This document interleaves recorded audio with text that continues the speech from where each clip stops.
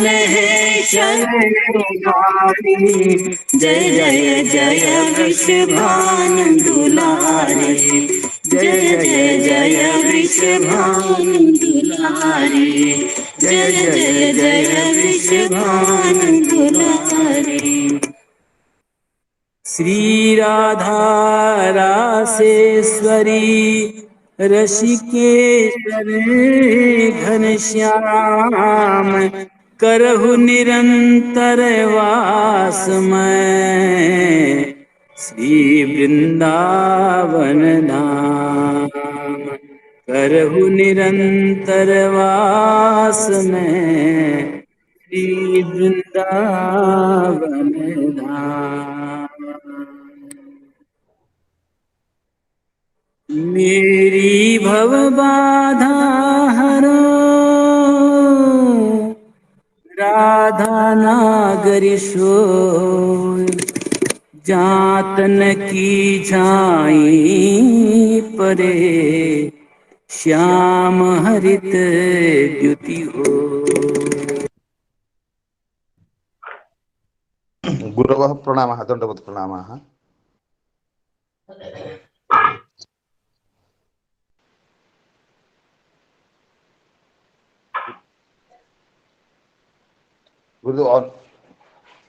गुरुदेव unmute करें, unmute करें, आपका म्यूट हो गया, साउंड नहीं आ रहा है। अनम्यूट? हाँ हाँ, अब हुआ। अच्छा अच्छा, कोई बात नहीं। तो भगवान का स्मरण करके आरंभ करूं? हाँ गुरुजी सब आ गए हैं, जुड़ गए। अच्छा, आपको प्रणाम है प्रभु, शुरू करिए। हाँ भगवान, प्रणाम प्रणाम प्रणाम प्रभु, प्रणाम।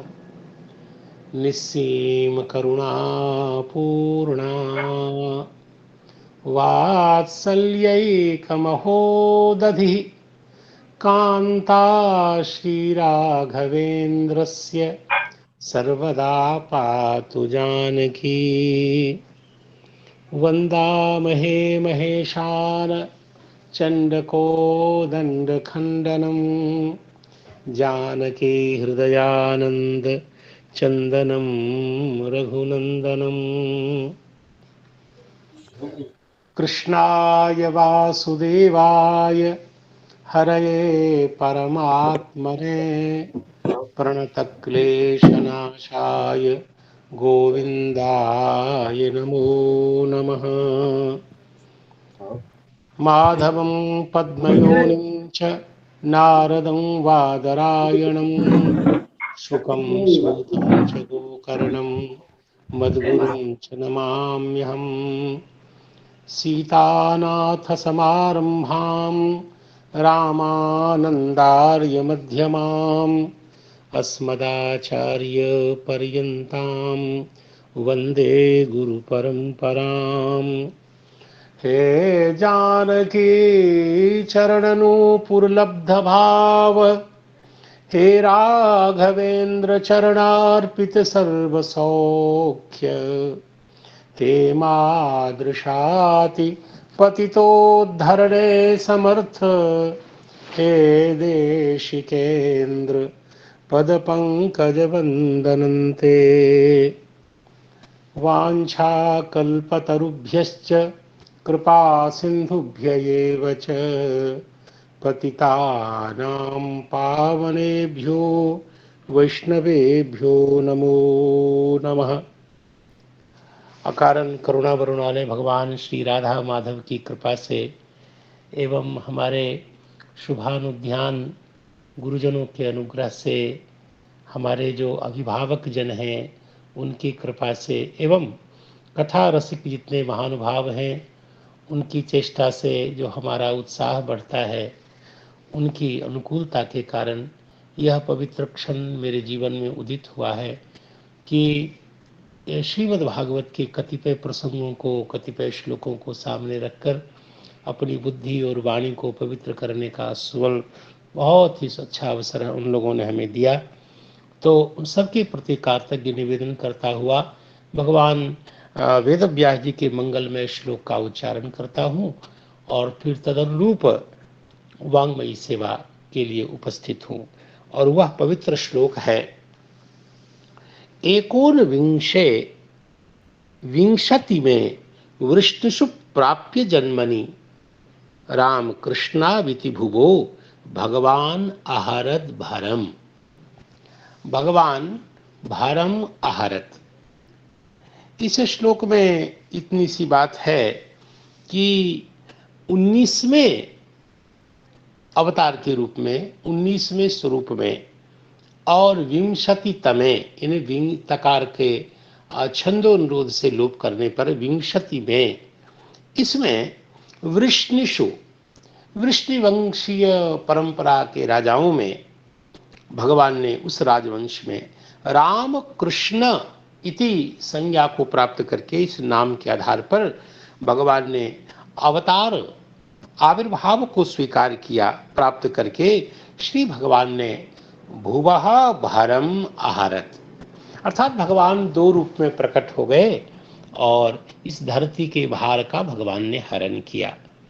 यहाँ बहुत अच्छी अच्छी चर्चा यथासंभव की गई और उसमें जो एक श्री जीव गोस्वामी पाद हैं, जिनकी एक टीका है कर्म संदर्भ, उसमें जो एक लाइन है उसका निवेदन करके फिर मैं आगे बढ़ूंगा।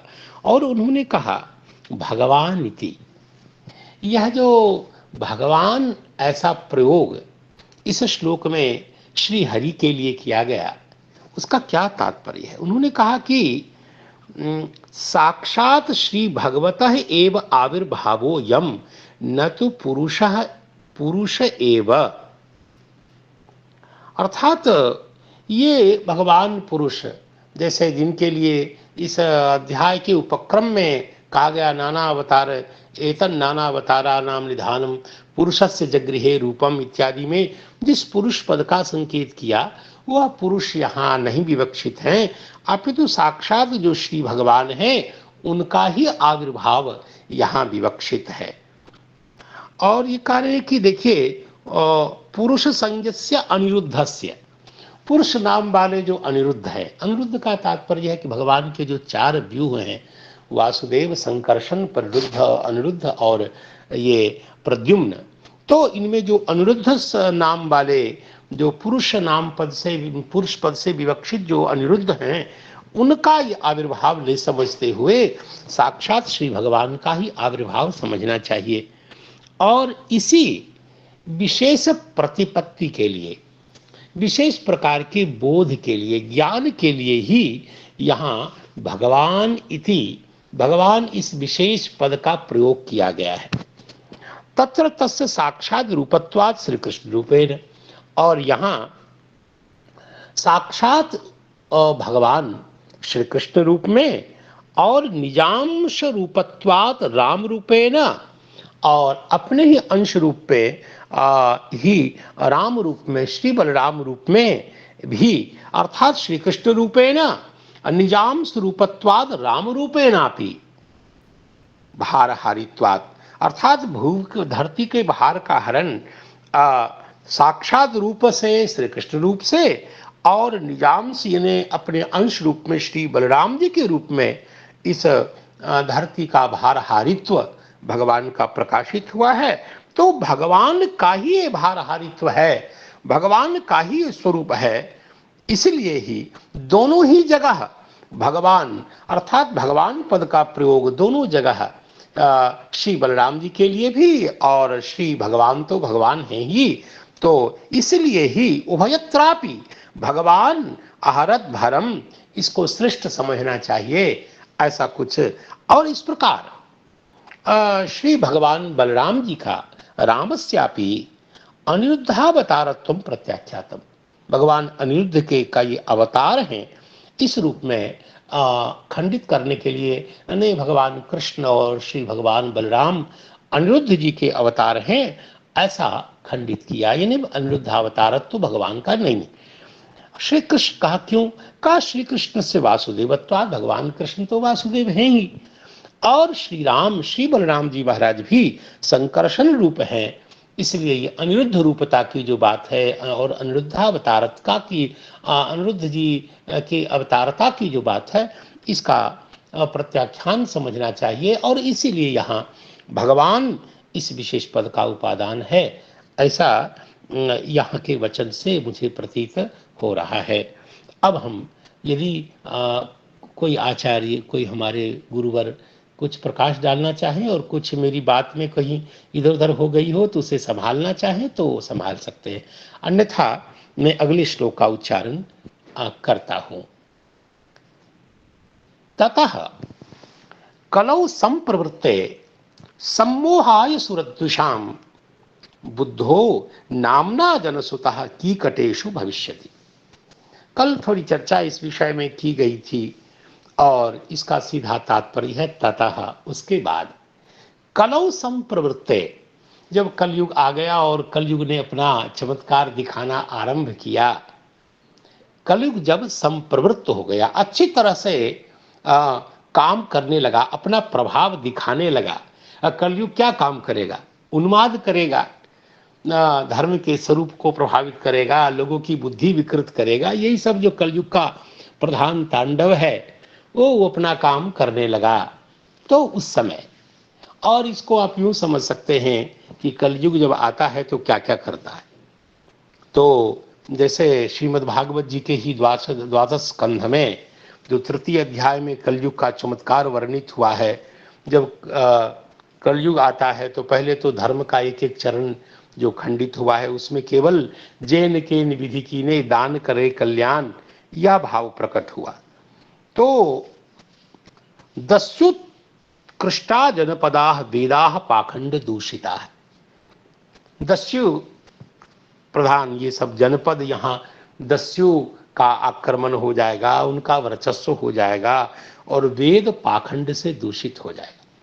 पाखंड का मतलब है कि वेद को भिन्न अर्थ से समझने लग जाएंगे, वेद में प्रामाण्य बुद्धि नहीं रहेगी, अपने मन से अपनी अनुकूल शास्त्र वेद के अर्थ को करने लग जाएंगे, इत्यादि इत्यादि।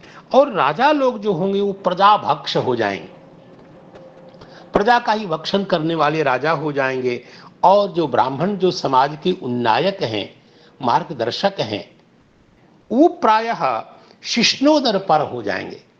शिष्ण उदर, वो पेट भरने की बात, और यूं सोचे कि कामांध जैसे हो जाएंगे, ऐसे जब हो जाएंगे।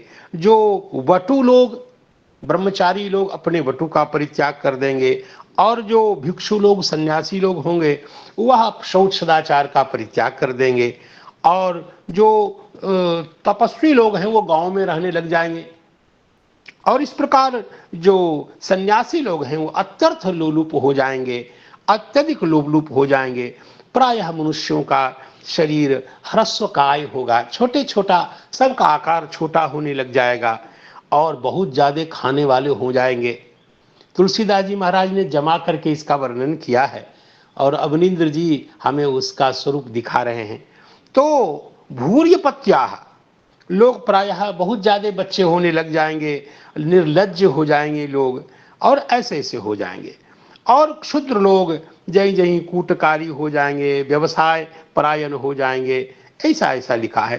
प्रायः स्त्रियां अपने पति का परित्याग करके और इधर उधर भटकने लग जाएंगे, ऐसा ऐसा कली के प्रभाव का वर्णन किया गया। और ये भी कहा गया कि शूद्राः प्रतिग्रहिष्यन्ति तपोवेशोपजीविनः, शूद्र प्रायः ऐसा नाटक करने लग जाएंगे, ग्रहण करने लग जाएंगे, दान आदि लेने लग जाएंगे, तपस्वी का रूप धारण कर लेंगे। और मजे की बात है, धर्मम बक्षन्ति अधर्मज्ञाः, धर्म को न जानने वाले भी धर्म का प्रवचन करने लग जाएंगे। अधिरुह्योत्तमासनम, बड़े ऊंचे आसन पर बैठ करके। अभी जो हम लोग तांडव देख रहे हैं, आपको क्या बताऊं, शूद्र द्विजन उपदेश ही ज्ञाना, गोस्वामी जी कहते हैं शूद्र लोग ब्राह्मण को उपदेश देने लग जाएंगे और पुराण के आसन पर बैठ करके, क्या बात है, जबरदस्त प्रवचन देने लग जाएंगे। जिस आसन पर बैठने के लिए शास्त्रों में ब्राह्मण को अधिकृत किया गया, अब सब वर्ण के लोग बैठ करके उपदेश, भगवान की कथा कहना कोई अपराध नहीं है, यह तो सर्वाधिकार है भगवान की कथा कहना। लेकिन एक अनुष्ठान की कथा में एक विधि पूर्वक आसन पर बैठ करके और इस प्रकार प्रवचन, इसके लिए संकेत जरूर किया गया कि धर्म को न जानने वाले भी धर्म का उपदेश करने लग जाएंगे और उत्तम आसन पर, जहाँ सदाचार संपन्न विप्र के लिए जहाँ अधिकारी बताया गया जिसको, तो वहाँ वो बैठ करके प्रवचन आदि करने लग जाएंगे। इतना ही नहीं, आप देख रहे हैं अपने अपने धर्म का कैसा विचित्र हो रहा है। लोग जनेऊ खरीद करके 1 रुपए में जनेऊ मिल जाता है, जिसकी भी इच्छा होती है वो जनेऊ पहन करके, और मैं ब्राह्मण हूँ ऐसा, ये सब इसलिए होता है जब वर्णाश्रम धर्म का नियंत्रण लोगों को सहन नहीं होता है। आज देखिए ना, सब लोग जो ब्राह्मणेतर भी जनेऊ पहन पहन करके, विदेश के लोग जनेऊ पहनने लग गए, हद हो गई। और उनको क्या ब्राह्मणोचित सम्मान चाहिए, इस लिप्सा से। अरे तू भगवान का नाम जपो ना, भगवान का नाम तो विदाउट लाइसेंस सबके कल्याण के लिए है, उसमें कोई किसी प्रकार का प्रतिबंध नियम कानून कुछ नहीं है। तो भगवान नाम जब तुम्हारा लोक परलोक सब कुछ कर सकता है, तो स्रोत स्मार्थ आचारों में जबरदस्ती घुसने की और जगत गुरु बनने का और आचार्य बनने का ये दंभ नाटक क्यों?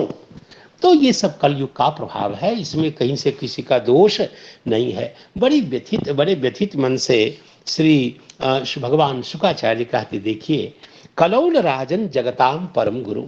कलिकाल में भगवान श्री हरि की उपासना लोग नहीं करेंगे और क्या करेंगे, अनेक प्रकार के पाखंड विभिन्न, इधर गंडा ताबीज भूत विभूति और भूत प्रेत आदि की उपासना करेंगे।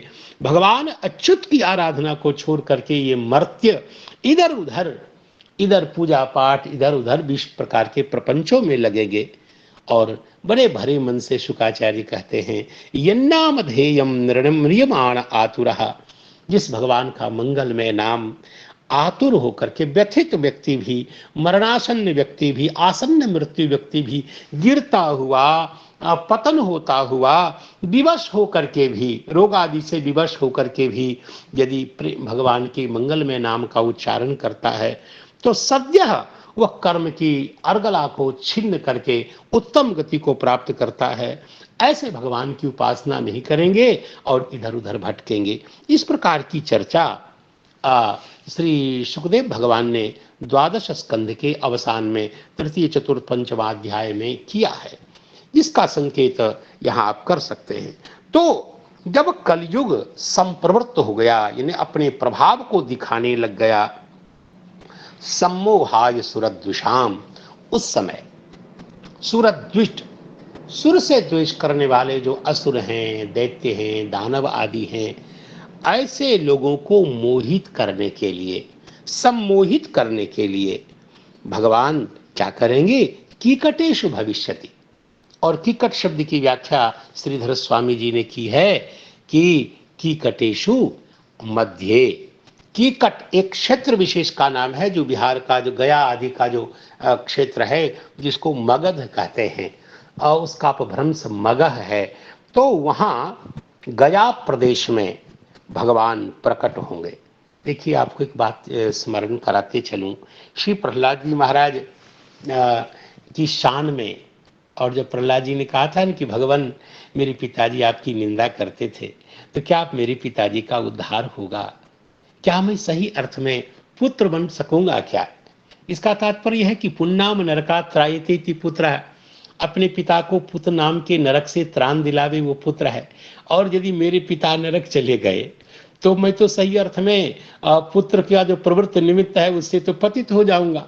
पुन्नाम नरक से त्राण दिलाने के कारण ही पुत्र पुत्र कहलाता है, यही पुत्र का पुत्रत्व है।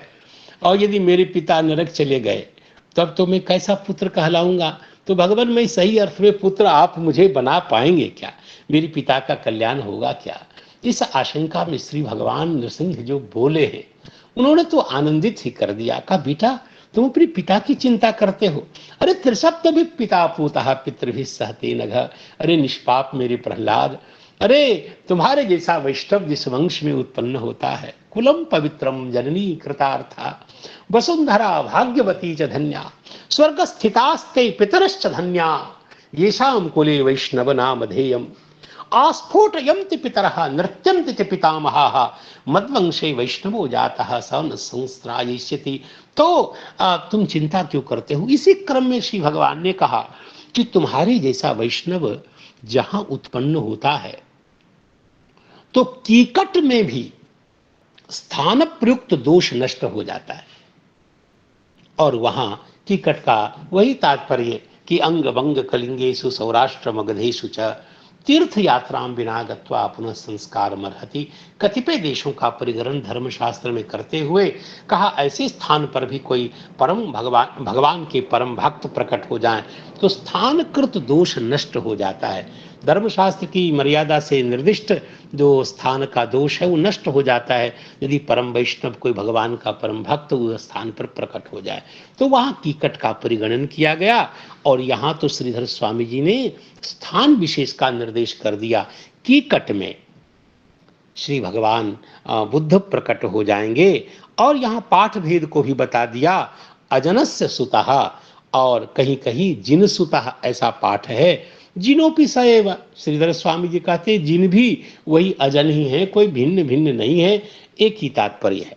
तो बुद्धो नामना जनसुतः, नाम से वो भगवान उस अवतार में उस स्वरूप में बुद्ध के नाम से परिगणित होंगे, कहे जाएंगे, प्रसिद्ध होंगे। देखिए यहाँ श्री बुद्धावतार के क्रम में श्री ब्रह्मा जी ने श्री नारद जी को जो बात कही है और वो श्लोक तो प्रसिद्ध ही है कि देवद्विषाम निगम वर्तमनि निष्ठितानाम पूर्भिर्मयेन विहिताभिरदृश्यतूर्भिः लोकान घ्नताम मति विमोह मति प्रलोभम वेशम विधाय बहु भाष्यत औपधर्म्यम।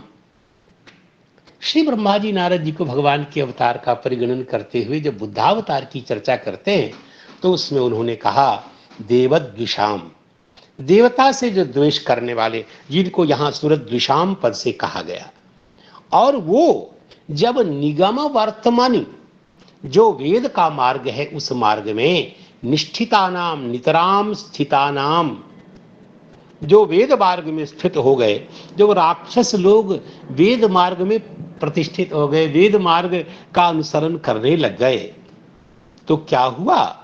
तो कहा कि अपूर्वी, देखिए तो क्या हुआ, ये केवल ऐसे नहीं थे, राक्षस यद्यपि लोक को मारा करते थे, आखिर वो भले ही वेद मार्ग में प्रतिष्ठित होना चाहें, वैदिक कर्म करना चाहें, लेकिन राक्षसी तमोगुण का स्वभाव तो रहेगा, वो मारकाट तो बिल्कुल नहीं छोड़ेंगे।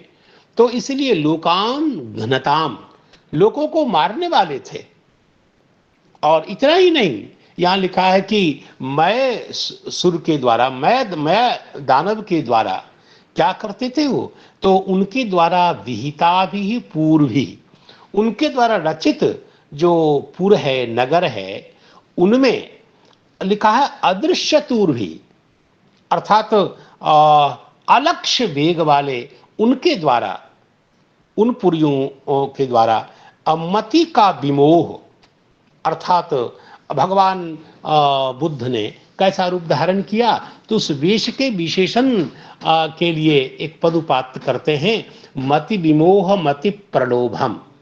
इसका तात्पर्य हुआ मति का विमोह हो जाता है जिसके द्वारा ऐसा वेश धारण किया बुद्ध भगवान ने। कहा ठीक है, कहा उसके विमोह का तात्पर्य क्या हुआ, तो श्रीधर स्वामी जी ने वहां लिखा है कि योग्यता त्याग, अर्थात योग्यता के बिना ही हम, योग्यता के बिना ही योग्यता का त्याग करके, अर्थात बुद्धि में ऐसा भाव जग गया कि योग्यता की क्या जरूरी है, योग्यता के बिना, जैसे आजकल वर्णाश्रम धर्म को नहीं मानते, सदाचार को नहीं मानते, और सहसा ही वो कहते ये सब क्या है, अंतःकरण शुद्ध होना चाहिए, बस ये सब तो बाह्य आडंबर है, पाखंड है।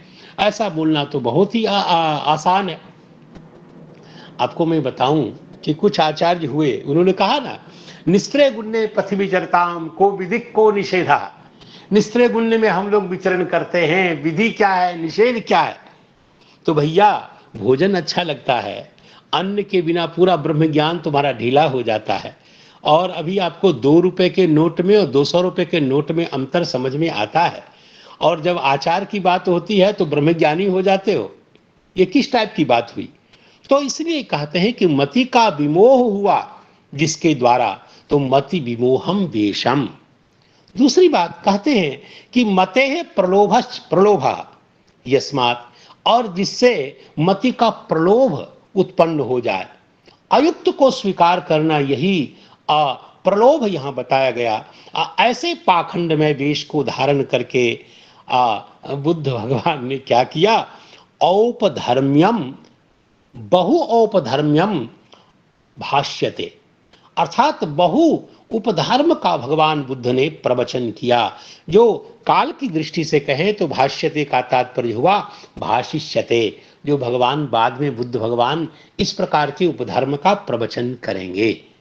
यहां औपधर्म्यम में स्वार्थ में ही शेय है, ऐसा श्रीधर स्वामी जी कहते हैं, अर्थात उपधर्म एवं औपधर्म्यम, तो स्वार्थ में शेय है। बहुत पाखंड वेश को धारण करके और बहुत उपधर्म का प्रवचन करेंगे, ये भगवान बुद्ध नारायण के लिए कहा गया। देखिए हमारे तुलसीदास जी ने एक पंक्ति कही है, अतुलित महिमा वेद की तुलसी कीन्ह विचार। वेद भगवान की महिमा अतुलित है, और तुलसीदास जी ने विचार करके ये कहा, जे निंदित भये विदित बुद्ध अवतार। बुद्ध अवतार माने गए, लेकिन ऐसे बुद्ध अवतार भी निंदित हुए, क्योंकि वेद की उन्होंने आलोचना की, निंदा की। तो इसका अर्थ क्या हुआ? इसका अर्थ हुआ वेद की इतनी महिमा है कि भगवान भी जब वेद विरोधी बात करेंगे तो सनातन धर्म के लोग कहेंगे भगवान है, बहुत अच्छी बात है, आप सामने आएंगे तो दंडवत प्रणाम भी करूंगा, लेकिन आपकी बात नहीं मानूंगा, आपका प्रामाण्य नहीं माना जाएगा। ये गोस्वामी जी के शब्द हैं, इसलिए मुझे याद आ गया, मैंने बोल दिया। और सही बात तो ये है, यह जो औपधर्म है इसकी व्याख्या स्वयं श्री सुखदेव भगवान ने श्री नारद जी के मुख से व्यक्त कराया है। जब उन्होंने कहा कि देखो भाई, यह जो धर्म का जो स्वरूप है, श्री नारद जी जब सप्तम स्कंध के 15वें 16वें अध्याय में जब वर्णाश्रम धर्म के स्वरूप का निरूपण करने लगे, तो श्री नारद जी ने अनेक प्रकार के धर्म की चर्चा करते करते उन्होंने कहा, देखो राजा श्री धर्मराज महाराज को जब धर्म के स्वरूप को नारद जी बता रहे थे, उन्होंने कहा, देखो धर्मज्ञ को चाहिए कि कुछ अधर्म की शाखाएं होती हैं, उनका वह अधर्म बुद्धि से परित्याग कर दे। अधर्म की कुछ शाखाएं हैं जिनका धर्मज्ञों के द्वारा परित्याग किया जाना चाहिए। और श्लोक सुन लीजिए, विधर्मः परधर्मश्च आभासः उपमाच्छलः, और अधर्म शाखा पंचे माह, ये 5 अधर्म की शाखाएं हैं। धर्मज्ञः अधर्मवत् त्यजेत, धर्मज्ञ को चाहिए कि अधर्म के समान इनका परित्याग करे। तो कहा ये 5 जो अधर्म की शाखाएं हैं उनका नाम क्या है? कहा पहला तो विधर्म। कहा विधर्म क्या होता है? तो स्वयं श्री नारद जी महाराज का मतलब समझिए, ये वैष्णवों के 5 रात्र आगम को प्रकाशित करने वाले भगवान नारायण ने जिनको 5 रात्र आगम का उपदेश किया, वैसे श्री नारद जी महाराज अभी उपदेश कर रहे हैं। इसलिए वैष्णवों को भी सहसा इसका अपलाप नहीं करना चाहिए। आजकल के जो वैष्णव कुछ फैशन में आ गए हैं, जो धर्म और वर्णाश्रम धर्म आदि की तिलांजलि करने को तैयार हैं, और हम देख रहे हैं उनके दृश्य को रात दिन। तो हमें क्या करना है? भगवान की लीला है, कलयुग का प्रभाव है। लेकिन नारद जी कह रहे हैं यहाँ, इसलिए नारद जी के वचन का बहुत आदर करना है। हमारे पूर्वाचार्य हैं, भगवान के अवतार भी हैं और भगवान के परम भक्त हैं, और वैष्णवों की जो आचार संहिता नारद 5 रात्र उसको प्रकाशित करने वाले, इन पर कृपा करके भगवान नारायण ने, जो कृष्ण भगवान नारायण के द्वारा प्रकट होने के कारण परम प्रमाण है, ऐसे नारद 5 रात्र को प्रकाशित करने वाले भगवान नारद जी स्वयं यहाँ प्रवचन कर रहे हैं और कहते हैं कि देखिए, यह जो अधर्म की जो शाखाएं हैं उनमें सबसे पहला है जो इसको हम कहते हैं विधर्म। तो विधर्म का अर्थ क्या हुआ? का धर्म बाधा। धर्म का बाध ही विधर्म है। और इसकी व्याख्या करते हुए श्रीधर स्वामी जी कहते हैं कि धर्म बुद्ध्यापि यस्मिन् क्रियमाणे स्वधर्म बाधा।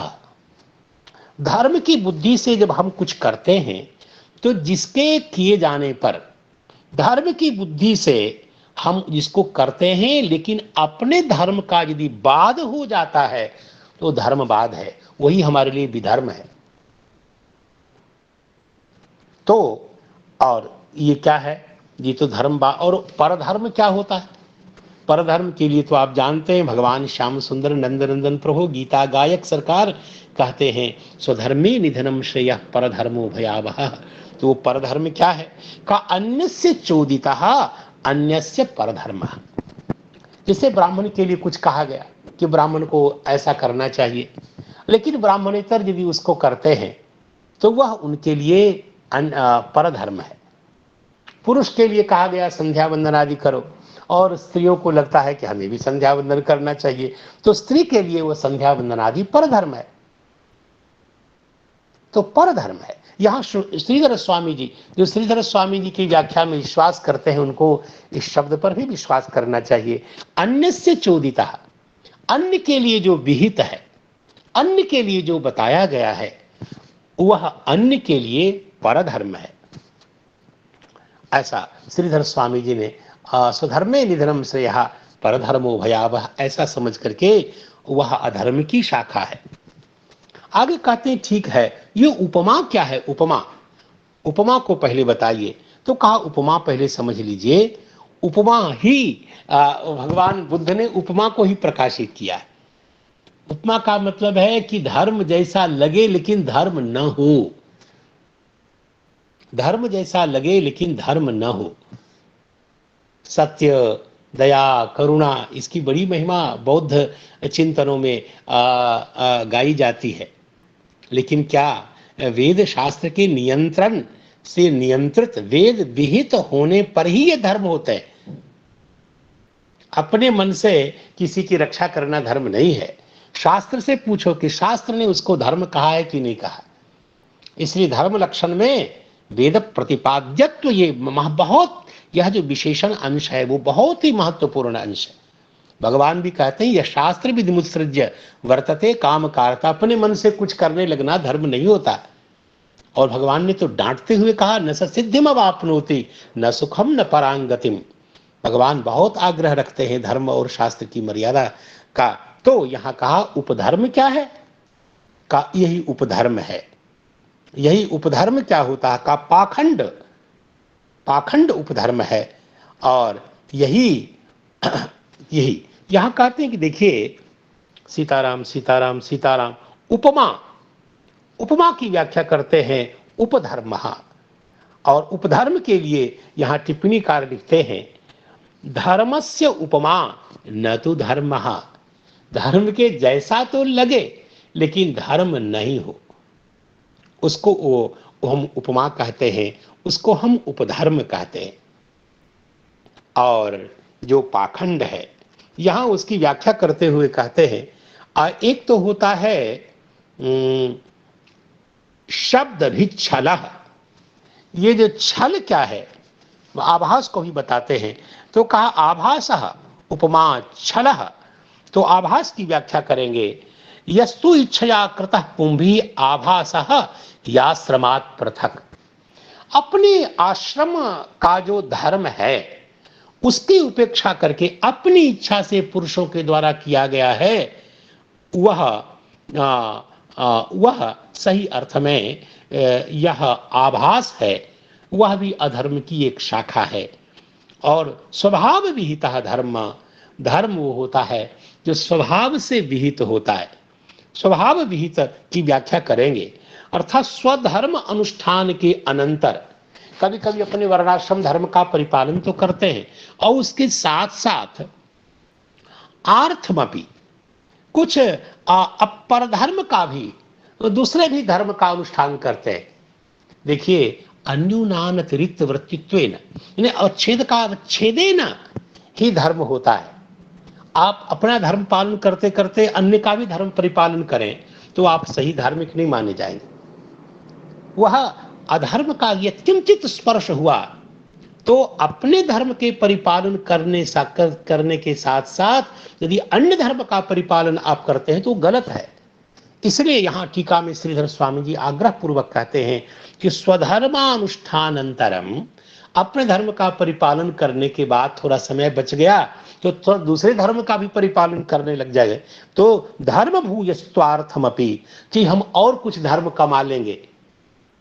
अरे अपने धर्म का परिपालन करो भैया, बैठ करके सीताराम सीताराम, राधे श्याम हरे कृष्णा करो और ज्यादा होशियार मत बनो। ज्यादा धर्म के संग्रह के कारण कहीं अधर्म शाखा का स्पर्श न हो जाए, कहीं परधर्म का अवलंबन न हो जाए, इसलिए कहते हैं स्वभाव विहित ही धर्म होता है। अपने लिए निर्धारित जो है तावन मात्र धर्म का अनुष्ठान होना चाहिए। इसमें बहुत आग्रह है श्री नारद जी का और व्याख्याकार भगवान सीताराम श्रीधर स्वामी जी का। तो स्वभाव विहितो धर्म कस्य निष्ठा प्रशांतये, इसमें कहते हैं कि उपधर्म क्या है का पाखंड दंभो वा शब्दभिच्छल। तो यहां कहते हैं छल का स्वरूप क्या है का शब्दभित, ये शब्दभित ये छल का स्वरूप है। और इसकी व्याख्या करते हुए श्रीधर स्वामी जी कहते हैं कि शब्दस्य भित भेदः अन्यथा व्याख्यानम यस्मिन। शब्दभित में व्यधिकरण बहुब्रीहि समास है। शब्दभित अर्थात शब्द का भेद है जिसमें, और भेद का तात्पर्य हुआ अन्यथा व्याख्यान, अर्थात शब्द कुछ और है और शब्द की व्याख्या में हमने होशियारी कर दी, अपनी अनुकूलता से हमने व्याख्यान कर लिया, तो यह सही में शब्द भित है, ये छल है। अपनी अनुकूलता से व्याख्या करने में धर्म का विवेचन ये छल है। यथा दशावरान भोजयेत, उदाहरण देकर के श्रीधर स्वामी जी समझाते हैं कि दशावरान भोजयेत, और इसकी व्याख्या हम क्या कर रहे हैं, दशभ्यः अवरान, 10 ब्राह्मणों का भोजन करे, 10 बड़े बड़े ब्राह्मणों का भोजन करे, अवरान 10 भोजयेत, ये तात्पर्य है। लेकिन 10 से कम ऐसा हमने व्याख्यान कर लिया, समास में परिवर्तन करके हमने उससे कम ब्राह्मणों के भोजन की व्याख्या कर ली, तो यह एक छल हुआ। इसी प्रकार शब्द भृत इति पाठ है, कुछ लोग कहते हैं शब्द भृत, उस पक्ष में उसका अर्थ होगा कि केवल शब्द मात्र से धर्म का पालन करता है, यथार्थतः नहीं करता। जैसे शब्द धर्म शब्द मात्रम विभर्ति इति शब्द भृत, जैसे कि गाय का दान करना चाहिए, गाम दद्यात, यह शास्त्र का वचन है। तो अब बिल्कुल मरणासन्न गाय, दुग्ध दुहाम और बिल्कुल जिसके साथ बिल्कुल जीर्ण शीर्ण गायों का, जिसकी चर्चा कठोपनिषद में की गई है, तो मरिष्यन्त्याः गोर्दानम, अब मरणासन्न बिल्कुल आसन्न मृत्यु गाय का दान करना, ये सब मानो जिस किसी प्रकार धर्म का परिपालन, ये छल कोटि में आता है। इसकी चर्चा श्री नारद जी महाराज ने की है। तो श्री बुद्ध भगवान ने ऐसा क्यों किया, तो सीताराम इसलिए ऐसा किया। इसे भक्तमाल की व्याख्याकार श्री गणेश दास जी महाराज ने बहुत अच्छा लिखा है। उन्होंने कहा कि एक बार दैत्यों ने इंद्र से पूछा था कि मैं क्या करूं, किस काम के करने से हमारा राज्य स्थिर हो जाएगा। तो इंद्रदेव ने बड़ी सरलता से शुद्ध भाव से उत्तर दिया, तो तुम लोग यज्ञ करो, वेद विहित यज्ञ का अनुष्ठान करो, वेद विहित आचरण करो। तो तब दैत्यों ने भी क्या किया, यज्ञानुष्ठान आरंभ कर दिया। यज्ञानुष्ठान आरंभ तो किया दैत्यों ने, लेकिन स्वभाव तो वैसा ही है दैत्य वाला, तमोगुणी स्वभाव होने के कारण क्या करने, धर्म कर्म यज्ञ व्रत दान ये तमो बहुल ये सब करने लग गए, और उनकी देखा देखी इनके वैसे ही लोग भी करने लग गए। जब दैत्यों ने धर्मानुष्ठान तमोगुण प्रधान धर्मानुष्ठान करने लगे, तो लोग भी देखा देखी गतानुगतिक लोक होता ही है, वैसे करने लगे। अतः सर्वथा अनधिकारी लोग भी तमोगुणी देवद्रोही दैत्यों को मोहित करके मानो फिर उनका देखा देखी करने लगे। विहित यज्ञों में जो जिनका अधिकार नहीं है वह भी करने लगे। द्वापर के अंत में भगवान को लगा कि ये ठीक बात नहीं है। अनधिकारी लोग उसमें प्रवृत्त हो गए, जिनमें योग्यता पात्रता आदि नहीं है, वह भी उसी प्रकार करने लगे दैत्य का अनुगमन करते करते।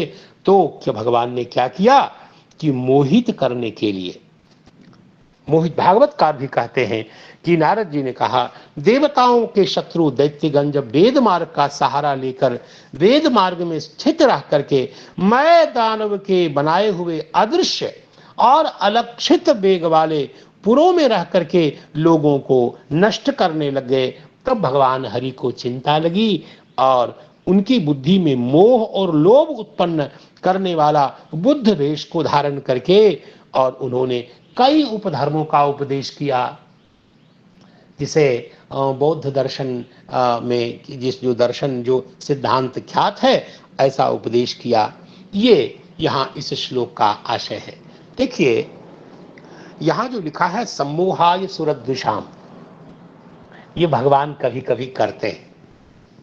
आप उस श्लोक की चर्चा मैंने कल आप सबों के सामने रखी थी, जो श्री जयदेव स्वामी जी कहते हैं, निंदस यज्ञ विधेः अह श्रुति जातम सदय हृदय दर्शित पशुघातम केशव धृत बुद्ध शरीर जय जगदीश हरे। जय जय देव हरे। हे केशव सदय हृदय, कितना प्यारा संबोधन है। सदय हृदय वाले, सदय दया से आप्लुत हृदय वाले हे प्रभु, हे करुणा सागर प्रभु, आपसे इन तांत्रिकों के द्वारा, जिस तांत्रिकों ने कौलाचार वामाचार के कारण पंचमकार सेवी तांत्रिकों ने यही तही निरीह पशुओं की हिंसा आरंभ कर दी धर्म के नाम पर, और निरीह पशुओं ने हे प्रभु आर्त निवेदन किया, प्रभु अब हमारी रक्षा हो, तब परम करुणा वरुणालय श्री भगवान बुद्ध अवतार धारण करते हैं। और भगवान को लगा ये लोग तो मानेंगे नहीं, ये लोग तो जिद्दी हैं, अनावश्यक धर्म का विचित्र ढंग से आग्रह करते हैं, तो क्या करें। तो अंतिम में परम दया में भगवान को क्या करना पड़ा, यज्ञ विधेहे श्रुति जातम निंदसी। यज्ञ के प्रतिपादक जितनी श्रुतियां हैं उन श्रुतियों की भगवान ने, श्रुति जातम श्रुति समूह की भगवान ने निंदसी, निंदा कर भगवान करने लग गए। कहा क्यों करने लगे, कहा सदै हृदय, संबोधन देखिए कितना सुंदर है, सदै हृदय होने के कारण। और उन श्रुति जात की निंदा भगवान ने की, दर्शित पशु घातम, जिसमें दिखाया गया है पशु का घात। अग्निशोमयम पशुमाल भेत स्वर्ग कामहा पशुना यजेता, और छागस्य बपाया मेदशः प्रेष्य अनुब्रूहि इत्यादि ऐसा कुछ लिखा है। तो भगवान ने कहा कि बस बस ये सब कुछ नहीं। तो ऐसे दर्शित पशुघातम श्रुति जातम यज्ञ विधेह श्रुति जातम निंदसी। हे केशव धृत बुद्ध शरीर जय जगदेव जय जगदीश हरे या जय जय देव हरे। ये भगवान बुद्ध के अवतार का प्रयोजन और ये स्वरूप सब बता दिया। और यहाँ भी मैं एक वस्तु का निवेदन आप सब गुरु चरणों के समक्ष करूं।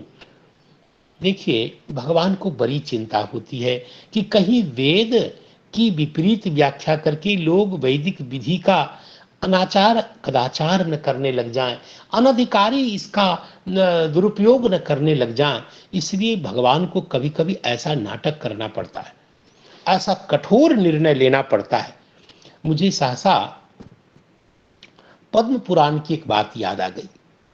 देखिए शायद ये बात कुछ नई जैसी हो, मैंने अपने पूज्य श्री महाराज जी के मुख से ये बात सुनी है और मुझे लगा है कि यह सुरद्विषाम सम्मोहाय, इस प्रतीक के आधार पर मैं ये विषय आपके चरणों में समर्पित करूं। एक बार भगवान शंकर जो हैं, भगवान शिव जो हैं, इनका जो मौलिक स्वरूप है वो वैष्णव वाला स्वरूप है।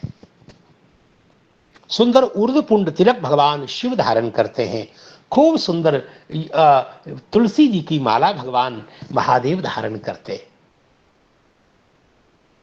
और भगवान शिव का जो वर्तमान स्वरूप है, जिसमें आप त्रिपुंड का दर्शन करते हैं, रुद्राक्ष माला, और यहाँ तक चिताभस्मालेपो गरणमशनम दिक्पट धरो, यह जो स्वरूप धारण किए हुए रूप का आप दर्शन करते हैं, यह रूप ऐसा वैसा नहीं है। भगवान विष्णु के आग्रह पर, भगवान नारायण के आग्रह पर भगवान महादेव ने अत्यंत खिन्न मन से, भरे मन से इस रूप को स्वीकार किया है। और इसी स्वरूप के कारण कई वैष्णव शिव जी से द्वेष करते हैं। शायद आपको ज्ञात हो, देखिए ये जो दक्षिण भारत में शिव कांची और विष्णु कांची हुआ, ये क्यों, ये विभाजन हुआ। शैव और वैष्णव एक साथ नहीं रह पाए। भगवान शिव के प्रति वैष्णवों का द्वेष हुआ इस स्वरूप के कारण। और उन्होंने कहा कि जो भगवान शंकर, जिनको भगवान वेदव्यास जी वैष्णवानाम यथा शंभु कहते हैं, तो इनके मस्तक पर ऊर्ध्वपुंड तिलक क्यों नहीं है, इनके कंठ में तुलसी माला क्यों नहीं है। कुछ वैष्णव तो इतने द्वेषी हो गए कि वो जिस गली में भगवान शिव का मंदिर है उस मंदिर में भी नहीं जाते और भगवान शिव को प्रणाम तक नहीं करते। अरे यहां तो मैं तो जानता हूं अंतरंगता से उन लोगों को, ये तालब्य शकार नहीं बोलना चाहते क्योंकि वो तालब्य शकार शिव नाम में है। ये है द्वेष की पराकाष्ठा हो गई, मूर्खता की पराकाष्ठा मेरे शब्दों में। तो ऐसा क्यों हुआ? क्योंकि वो इस रहस्य को नहीं जानते। पद्म पुराण में एक बहुत मंजुल प्रसंग है, मैं जरूर बताना चाहता हूं। वो इसलिए कि ये प्रसंग प्राप्त हो गया कब, जब भगवान शंकर ऊर्ध्वपुंड तिलक लगा करके, तुलसी की माला धारण करके निरंतर भगवान के मंगलमय नाम का जप करते हैं। भगवान शंकर, तुलसीदास जी कहते हैं उनकी शान में, तुम पुनि राम राम दिन राति सादर जपहु अनंग अराती। हे अनंग के अराती भगवान महादेव, आप निरंतर दिन राति, कोई 1,00,000-2,00,000 राम नाम भगवान नाम जपता है तो अपने आप को परम वैष्णव समझता है। महादेव से पूछो कि कितना नाम भगवान का नाम जपते हैं। तुलसीदास जी कहते हैं दिन राति 24 घंटे यदि कोई भगवान का नाम जपता है तो भगवान शिव जपते हैं। कौन होगा उनके जैसा वैष्णव? 24 घंटे दिन राति शब्द का प्रयोग तुलसीदास जी ने किया। ऐसे परम वैष्णव भगवान महादेव हैं। तो लेकिन अब उनका विचित्र जीवन है। उनके प्रायः भक्त दैत्य लोग होते हैं। तो जब आराध्य अपना इष्ट देव जब ऊर्ध्वपुंड तिलक लगावे तो दैत्य लोग भी ऊर्ध्वपुंड तिलक लगाने लग गए, तुलसी की माला धारण करने लगे। लेकिन दैत्य अपने संस्कार के कारण देवताओं को परेशान करते थे। ये देवासुर संग्राम तो अनादि ही है। अब दैत्य लोग, राक्षस लोग जब ऊर्ध्वपुंड तिलक लगा करके, तुलसी माला धारण करके और राम राम जपते हुए जब देवताओं से युद्ध करने के लिए आए तो देवताओं को लगा अब बताओ इन दैत्यों के ऊपर मैं प्रहार कैसे करूं। इस वैष्णव रूप को देख करके देवता लोग परेशान हो गए। देवता लोग दैत्यों को मारना तो चाहते हैं लेकिन उनका स्वरूप वैष्णव का स्वरूप है, क्योंकि भगवान शिव के भक्त है और शिव जी का अनुवर्तन करते उन्होंने भी वैष्णव स्वरूप धारण कर लिया। अब देवताओं ने कहा कि मैं कैसे इन वैष्णव स्वरूप के ऊपर प्रहार करूं। तो भगवान नारायण के पास देवता लोग पहुंचे और भगवान नारायण से निवेदन किया, प्रभु आप ही कुछ करिए, मैं दैत्यों का संहार नहीं कर पाता हूं। तब भगवान नारायण ने भगवान शंकर से निवेदन किया। ये कहाँ का श्लोक है, कहाँ का प्रसंग है, मैं पूरा विवरण के साथ आपके चरणों में निवेदन करूं। यह पद्म पुराण के उत्तरखंड का अध्याय नंबर 235 और जिसमें पाखंडोत्पत्ति अध्याय है उसका यह 23 श्लोक 24वां श्लोक में बोलने जा रहा हूं। त्वं तो रुद्र महाभाग, हे रुद्र, त्वं तो रुद्र महाभाग मोहनाय सुरद्विषाम, हे रुद्र मोहनाय सुरद्विषाम, देवताओं से द्वेष करने वाले दैत्यों को मोहित करने के लिए हे रुद्र, हे शिव, पाखंडाचरणम धर्मम कुरुस्व सुरुषत्तमा, हे सुरुसत्तमा, हे महादेव, आप कुछ पाखंड लीला का अनुकरण करिए और जिसका अनुकरण करते हुए दैत्य लोग इस वैष्णव स्वरूप का परित्याग करें और ताकि देवताओं को उनका वध करने में सुविधा हो, देवताओं को कोई दिक्कत न हो। भगवान शिव ने कहा, प्रभु आप ये क्या कह रहे हैं? मुझे इस वैष्णव स्वरूप से अपार प्रेम है। यह आपका स्वरूप है भगवान। यह तो सुंदर आपके चरण चिन्ह हैं जो ऊर्ध्व रेखा के रूप में, ऊर्ध्व पुंड के रूप में मैं मस्तक में धारण करता हूं। ये तुलसी जी का परित्याग मैं कैसे कर सकता हूं भगवान? ये ऊर्ध्व पुंड तिलक का परित्याग मैं कैसे कर सकता हूं? पाखंड आचरण, पाखंड जैसा रूप धारण में कैसे करूं भगवान? भगवान विष्णु ने कहा कि हे शिव, हे महादेव, आखिर ये सारी चेष्टा किसके लिए? वैष्णव जो कुछ भी करते हैं वो मेरी प्रीति के लिए ही तो करते हैं। अर्थ भज धातु अर्थ क्या है? अरे प्रीत्य अनुकूल, भगवत प्रीत्य अनुकूल व्यापार ही तो भज धातु अर्थ है। और यदि मैं प्रसन्न हो जाऊं बिना वैष्णव स्वरूप के तो आपको क्या दिक्कत है?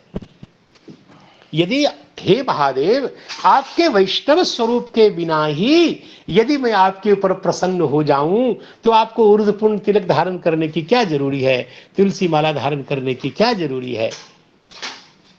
जब भगवान विष्णु ने अनेक प्रकार से समझाया है तब भगवान महादेव ने इस स्वरूप को धारण किया है। तो कभी कभी भगवान को इस प्रकार की भी लीला करनी पड़ती है। इसलिए यहां ये कहा जाना एकदम युक्ति संगत है। ततः कलौ संप्रवृत्ते सम्मोहाय सुरद्विषाम बुद्धो नामना जनसुतः कीकटेषु भविष्यति। अब इसमें जो सीताराम श्री वंशीधराचार्य जो टीका में कहते हैं वो तो लगभग वैसी सी बात है। सुरद्विषाम त्रिपुर वासिनाम दैत्यानाम अयोग्यानाम वेद मार्गे प्रवर्तमानानाम सम्मोहाय, सम्मोहन करने के लिए दैत्यों का यहाँ कहा त्रिपुरवासी। वो त्रिपुर जिसका विध्वंस भगवान शंकर ने किया, वही रहने वाले दैत्यों को जो सही में अयोग्य हैं, वेद मार्ग के लिए अर्थात वैदिक क्रियाकलाप के लिए योग्य नहीं है, तो वेद मार्ग में जो प्रवृत्त हो गए थे उनके सम्मोहन के लिए, उनके सम्मोह के लिए तीर सम्मोहनाय कीकटेषु मगधेषु। और कीकट का अर्थ मगध कैसे किया? निंदे निवृत्ति कीकट, ये अभिधान कोश का उल्लेख करते हुए अर्थ किया। निवृत्त देशः सच, और वही धर्मशास्त्र का प्रसिद्ध श्लोक यहाँ दोहराया। इन्होंने अंग बंग कलिंगेशु सौराष्ट्र मगधेशु च तीर्थ योगम बिना गत्वा पुनः संस्कार मरहति, ऐसा स्मृति में लिखा है। इसीलिए देखिए यहाँ सम्मोहाय की व्याख्या जो सीताराम जो श्रीमद् वल्लभाचार्य जी महाराज सुबोधनी में करते हैं, वह वैदिकेशु उत्पन्नानाम वेद त्यजनार्थम, वेद का परित्याग ये करें, वेद मार्ग में प्रवृत्त न हो, ये वेद मार्ग का परित्याग कर दें, इसके लिए भगवान बुद्ध का प्राकट्य हुआ, ऐसा यहाँ लिखा हुआ है। तो मुझे लगता है अधिक इधर इस पे उछल कूद न करते हुए अगले श्लोक में प्रवेश करते हैं। अथासो युग संध्यायाम दस्युप्रायेषु राजसु जनिता विष्णु यशसो नामना कल्किर्जगत्पति। और इस श्लोक के द्वारा भगवान कल्कि नारायण के अवतार की बात करते हैं, उनके प्राकट्य का संकेत करते हैं। और श्री सूत जी महाराज कहते हैं अथ असौ जगतपति ही, वही जो भगवान जगतपति हरि हैं, वही युग संध्यायाम, युग संध्यायाम, तो युग की संध्या में विवेचन तो पश्चात होगा। दस्यु प्रायेषु राजसु, जब राजा लोग दस्यु प्राय हो गए, ये डाकू हो गए, प्रजा का भोग करने लगे, लूट छीनने लग गए, लूटे, ये डाकू जैसे सब राजा हो गए, लगभग डाकू जैसे हो गए। तो उस समय नामना कल्कि ही, नाम से भगवान कल्कि प्रकट हुए। कहाँ प्रकट हुए? तो विष्णु यशसः जनिता, विष्णु यश शर्मा जी के यहाँ ये प्रकट होने वाले हैं। जनिता का लुट थोड़ा भविष्य अर्थ को बता रहा है, भविष्य काल को सूचित कर रहा है। जनिता इन्हें भगवान कल्कि नाम से प्रकट होंगे, जो भगवान जगतपति हैं। तो यहाँ थोड़े श्रीधर स्वामी जी की शरण में जाकर के अर्थ को समझने की चेष्टा करते हैं। कल्कि अवतारम आह, अब कल्कि अवतार को सूचित करते हैं, बताते हैं। अथेति अथासौ, अथौ जगतपति ही भगवान युग संध्यायाम, अर्थात कलेह अंते, कलेह अंते, कलयुग के अवसान में। कहा संध्या का अर्थ अंत कैसे हुआ? तो इस पर वंशीधराचार्य ने स्पष्ट करते हुए कहा कि युग के आदि में अंश शब्द का प्रयोग होता है और युग का जो अंत होता है उसके लिए संध्या शब्द का प्रयोग होता है। और ये भागवत के तृतीय स्कंद श्लोक के आलोक में उन्होंने इस अर्थ का सत्यापन भी किया और कहा, देखिए युग संध्यायाम का अर्थ हुआ युगांते, युग के अंतिम को संध्या कहते हैं, युगांत के लिए संध्या शब्द का प्रयोग होता है और युग के आदि में अंश। तो यहाँ जो संध्या शब्द है युग के अवसान को सूचित करता है। तो कलि युग के अंत में विष्णु यश यशसः, यहाँ जो पंचम यंत्र का प्रयोग हुआ विष्णु यशाह, ऐसा उनके पूज्य पिताजी का नाम है विष्णु यश शर्मा। तो उनसे, उस ब्राह्मण से, ब्राह्मण के सकाशात जनिता जनिष्यते, इन्हें प्रकट होंगे भगवान। ये तो श्रीधर स्वामी जी ने कहा। और यहाँ श्री वंशीधराचार्य जी ने कल्कि जो भगवान का नाम है उसकी व्युत्पत्ति क्या है, उसका अर्थ क्या है, ये उन्होंने समझाया है। और इन्होंने कहा कलिम, कलिम अर्थात कलिम युगम जनानाम क्लेशम वा। कली शब्द की व्याख्या करते हुए उन्होंने कहा कली एक तो युग है और जनानाम क्लेशम वा, अर्थात कलिम हिनस्ति, कलिम कृणोति, अथवा जनानाम क्लेशम वा कृणोति।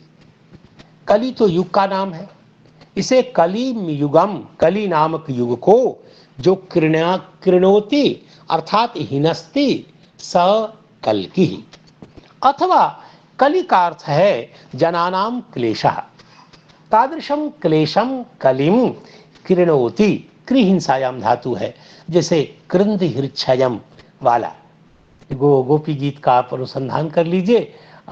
कृण कुचेषु नः कृंद हृच्छयम वाला कृणोति हिनस्ति इति कल्कि, ये कल्कि शब्द की व्युत्पत्ति अर्थात कलि युग का जो अंतिम में उनका समापन करे, उनका समापन करे, अथवा जो मनुष्यों के क्लेश का जो विनाश करता हो, ऐसे श्री भगवान का नाम कल्कि है। जब मैंने, क्योंकि कल्क पाप ही हार्यत्वेन विद्यमान है जिसका, देखो कल्क में एक यह जो ई प्रत्यय हुआ, यह एक विचित्र प्रत्यय है जो मत्वर्थीय प्रत्यय है। कल्क कहते हैं पाप को, और वही पाप ही कल्क ही हार्यत्व अर्थात हरण करने के लिए है जिसका, अर्थात जो पाप का हारक है, ऐसे श्री भगवान को हम कल्कि कहते हैं। तो ठीक है, कुछ लोग कहते हैं, देखिए या कुछ लोग इसको इन्नंत भी मानते हैं, कल्कि कल्किनो कल्किनः ऐसा भी मानते हैं। कुछ लोग हर्षविकारांत ना संज्ञा मानते हैं। तो अर्थात यह भी व्युत्पत्ति है। देखो कल्कि पुराण में भगवान कल्कि नारायण के चरित्र का वर्णन, प्रादुर्भाव का वर्णन किया गया, जो कल्कि पुराण भी है, अनुभागवत भी है और भविष्य पुराण में भी चर्चा है। इनकी पूज्य माता जी का नाम है सुमति और ये 4 भाई हैं, और इनकी जो प्राणवल्लभा है पत्नी है जिनका नाम पद्मा है, जो बृहद्रथ राजा की कन्या है, कौमुदी नाम की पत्नी में उनकी प्रकट हुई है। ये पद्मा जी से, पद्मा इनकी गृहिणी है। चैत्र मास शुक्ल पक्ष द्वादशी के दिन इनका प्राकट्य हुआ और यथाकाल उपनयन आदि की चर्चा वहाँ पुराण में की गई है। तो ये सब है। यहाँ कल्कि शब्द की व्युत्पत्ति यथासंभव जैसा भी मैं समझ पाया, यहाँ टीका में जो लिखा था मैं निवेदन कर पाया। अब मुझे लगता है कि हमारे लायक जो टीका है, जिनका नाम है बाल प्रबोधिनी, उन्होंने कहा, उन्होंने भी लगभग यही कुछ कहा है कि कल के अवतारम अथ तदनंतरम असौ भगवान युगयो कल युग कृत युगयो संध्यायाम संधौ, अर्थात जब भगवान कल की करवाल लेकर के छेदन करेंगे, सकल यवनों को, दुष्टों को नष्ट कर देंगे, फिर सतयुग का आरंभ हो जाएगा। इस प्रकार जो इनका समय है वो कृतयुग और कलयुग और सतयुग की संधि में जब राजा प्रायः दस्युप प्राय हो जाएंगे, डाकू हो जाएंगे, लुटेरे हो जाएंगे, चौर प्राय हो जाएंगे, तो अधर्म के कारण प्रजा धनादि का ग्रहण करने में लग जाएंगे। ऐसा हो जाने पर उनके निग्रहण के लिए विष्णु यशस शर्मा जी के यहाँ उनके पुत्र के रूप में नाम से भगवान कल की जिनका नाम है वह प्रकट हो जाएंगे। यही इसका तात्पर्य है। फिर कहा कि प्रकट क्यों होंगे, तो हेतु गर्भ विशेषण प्रस्तुत करते हैं भगवान के लिए जगतपति हैं, अर्थात जगत पालक होने के कारण यदि वह अवतार लेकर के दस्यु का निराकरण नहीं करेंगे तो कौन करेगा। इस अर्थ को प्रकाशित करने के लिए जगतपति शब्द का प्रयोग हुआ है। तो अभी मुझे लगता है कि समय एकदम ठीक ठिकाने आ गया है, तो गुरुजनों को प्रणाम करके और हुए सकल प्रमादों के लिए क्षमा याचना करता हूँ, और एक बार उस श्लोक का पुनः उच्चारण करके कि जैसे श्री भगवान कल की नारायण प्रकट हुए, तो कैसे कलयुग के आने पर भगवान कल की प्रकट हुए, इसका मंगलमय श्लोक यही है। अथातो युग संध्यायाम दस्यु प्रायेषु राजसु जनिता विष्णु यशसो नामना कलकृ जगतपति, और भगवान का नाम उच्चारण हो जाए। हरे कृष्णा कृष्णा कृष्ण हरे हरे, हरे राम राम राम राम। नमो नमो परमहोदय, प्रणमामि पुनः पुनः। जयकांत प्रभु जी की जय हो। जय जय जय। राधे राधे। राधे राधे।